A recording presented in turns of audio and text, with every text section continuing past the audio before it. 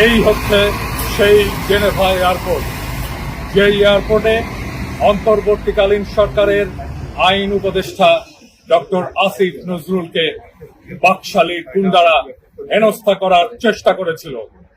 আমরা আজকে আবার ঠিক একই জায়গায় হাজির হয়েছি। এই সেই জায়গা, ডিপ্লোম্যাটিক গাড়িগুলো যেখানে এসে পার্কিং করে, এইখান থেকেই হেঁটে আসিফ নজরুল সামনের দরজা দিয়ে এয়ারপোর্টে ঢুকতে যাচ্ছিল, আর বাকশালী গুন্ডারা তার পথ অবরোধ করে তাকে হেনস্থা করার চেষ্টা করে।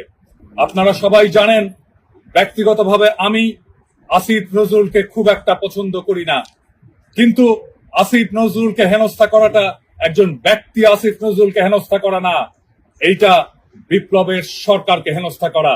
আমরা এটা কোনোভাবেই মেনে নেব না। আমরা এখানে হাজির হয়েছি যেখানেই বাকশালীরা আমাদের